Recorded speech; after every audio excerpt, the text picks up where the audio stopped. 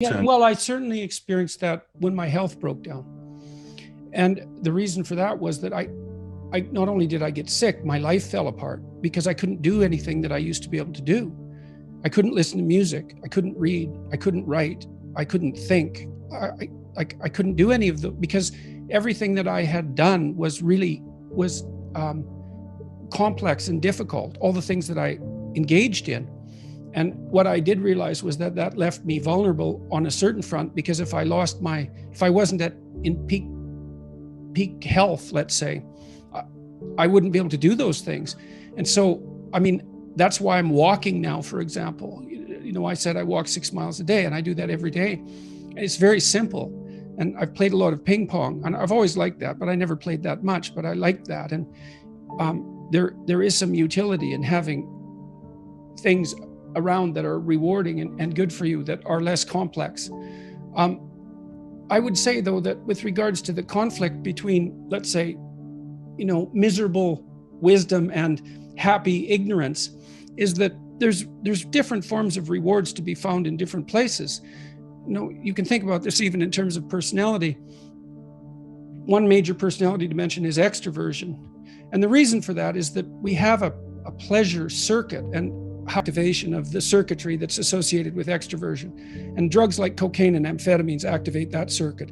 But there's another personality dimension, which is openness.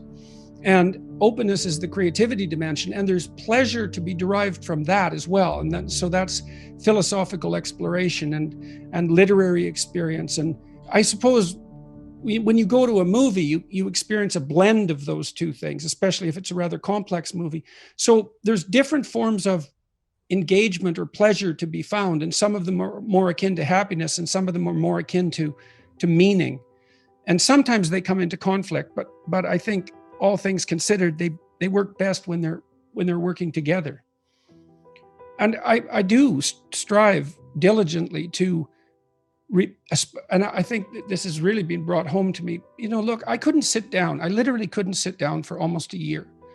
And so I lost the ability to sit down. I had fantasies for hours of being able to sit by a fireplace and just not move, because I had this condition called akathisia, which is,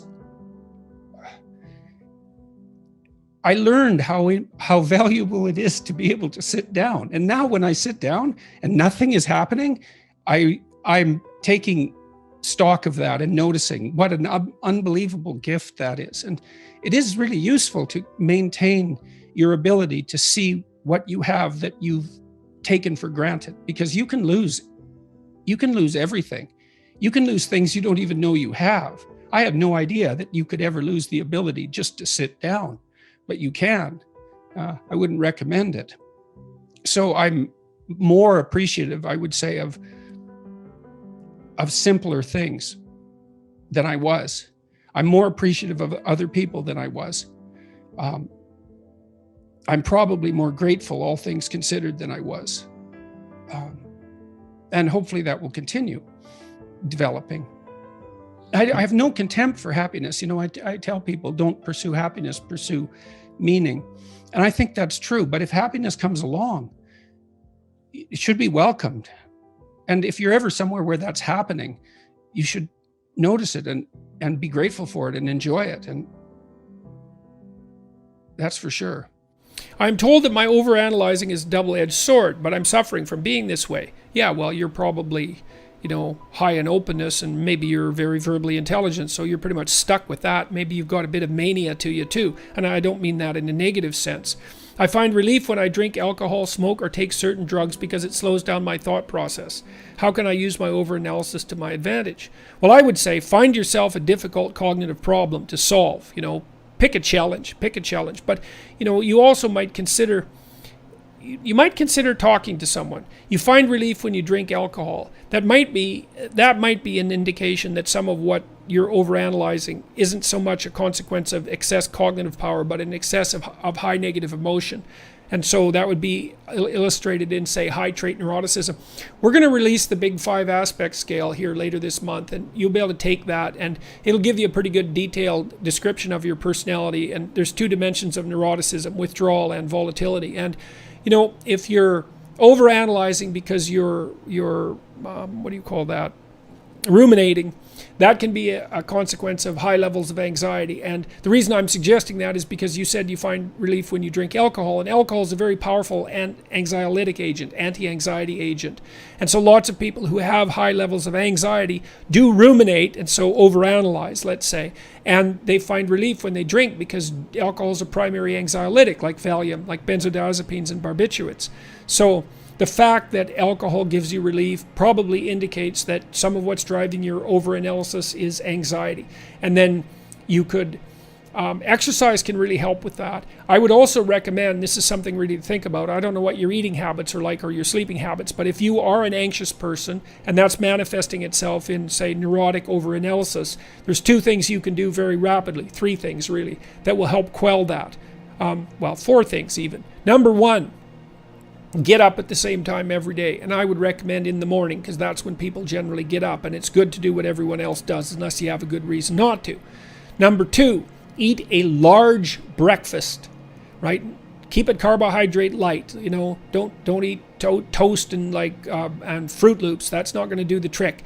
Make it fat and protein heavy, and eat more than you want. You might say, I'm not hungry in the morning. It's like, this has nothing to do with what you want or what your appetite is. It's like, you need to eat in the morning. If you're an anxious person and you don't eat in the morning and then you stress yourself out, your body hyperproduces insulin. It takes all the blood sugar out of your blood, and that dysregulates your metabolism for the entire day. You can't reset it till you go to sleep at night. And I've had lots of anxious clients who would say fall into the overanalytic category, who were like virtually cured by eating a large breakfast every morning. I would highly recommend that. You could try some physical exercise. Weightlifting is really good for curing anxiety. Another thing you could do, as I alluded to earlier today, is to make a schedule and start attending to your daily micro routines. So, you got to figure out what your overanalysis is. It might be cognitive, like maybe you have a very active mind, you're fast verbally. Are you fast verbally? One way you can find that out is to do something like write down as many words as you can that begin with the letter S, for example, in 3 minutes. Do that with a bunch of your friends. And if you're someone who writes down way more words than anyone else, then you're verbally fluent, and that might be driving some of your overanalysis. But my guess is that you're suffering from some rumination that's related to anxiety. And so I told you what I think the simplest ways are to rectify that. Down everything that you're ruminating about. I know that seems counterproductive, but ruminations come up accidentally, involuntarily, unconsciously. Whereas if you write down everything that you're ruminating about, you're facing them voluntarily. So I would say, well, open up a journal or a Word document, whatever, and write down every time you ruminate about something, write it down, and write down every rumination you can remember exhaustively. Write them all down.